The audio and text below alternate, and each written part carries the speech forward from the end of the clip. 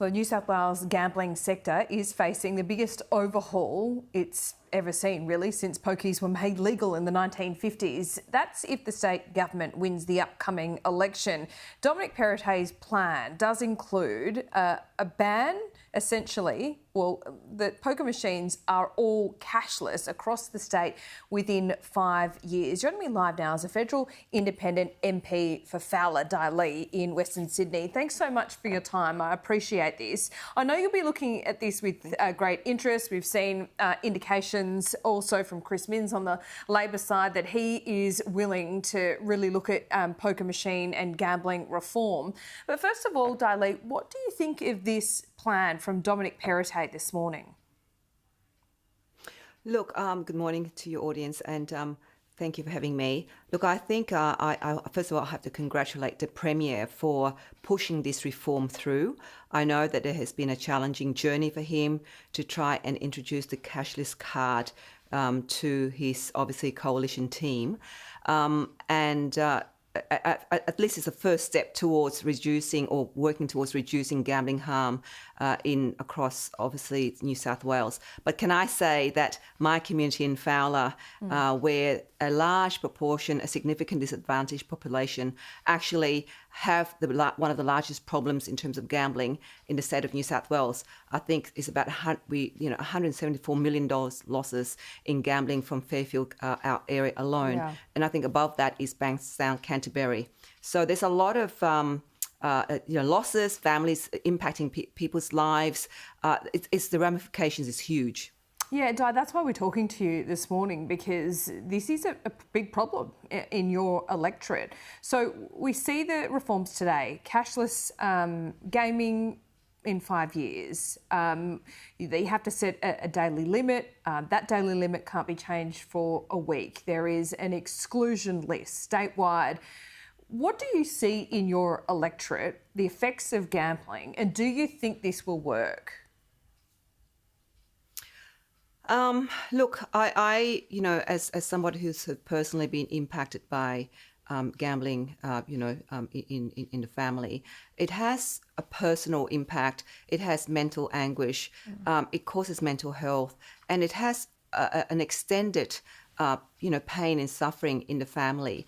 And the issue with gambling, and a lot of people sit in, I know that there's an implementation team that is going to be looking at the implementation of this cashless card. First of all, many of them have not lived through what my community, many people in my community has lived through in terms of losses, in terms of domestic violence, in terms of mental health issues, in terms of, not having enough cash.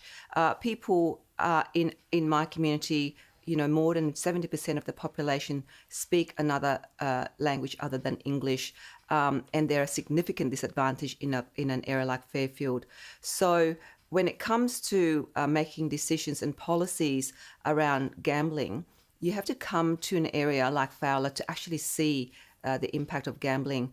And I know, look, local clubs, do try and contribute back to the community by obviously through club grants, through supporting local community projects.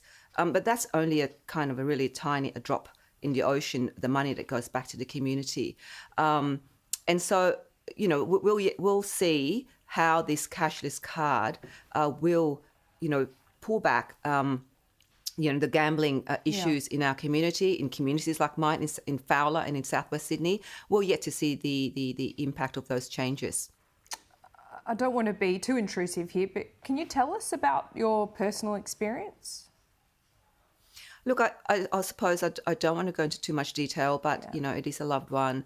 And the problem with gambling is people don't, in our community, they don't realise it is a gambling problem. It's not an addiction. They don't see that. They think it's recreational.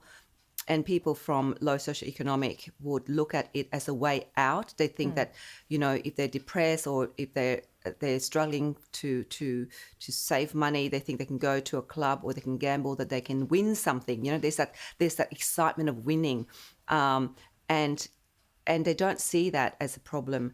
And no matter how much support you have in terms of providing for counselling support, our community will not pick up a phone call and say, I've got a gambling problem, can you help me?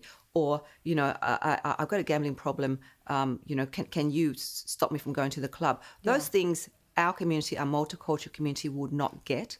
So for me, that's been a challenge of trying. It's better now, but over the years it has been a challenge to get, my family member to go in and seek help because they don't see the need to seek help. Yeah, it is really difficult, certainly from a personal perspective for you. I can see that, Di. As you mentioned, this has been pretty tough for Dominic Perrottet to get his party there. There was some resistance within his own cabinet, but he's got this on the table. He's going to legislate it to make sure that it's kind of above politics, or it's legislated in Parliament. So far, we've seen the Labor leader Chris Minns agree to a trial to see if it actually works. But what would you say to him today? Do you want this to be bipartisan going into the election? Should he agree to what Dominic Perrottet has put on the table? Look, I agree. I think that I do call on Chris Minns, the Labor opposition leader, to make this a bipartisan approach because, in areas like Fowler, in Fairfield City, we have one of the largest problem in terms of gambling losses. And I think that it's going to take 5 years before this takes into effect. And there's an implementation team that's going to be set up by April, I believe. And I would also call on the government to ensure that this implementation team has people on it who've lived with lived experience, who are from our community, there's a multicultural aspect to this implementation team. I know that it's going to be headed by the Cabinet Secretary, Michael,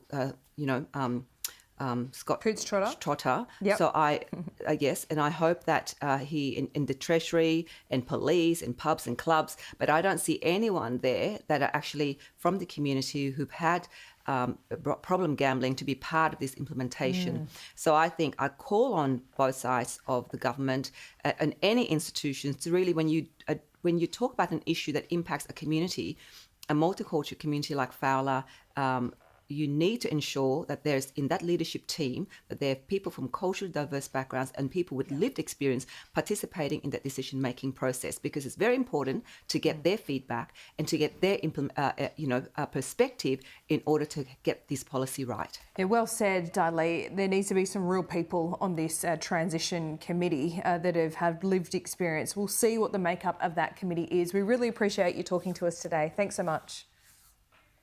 Thank you.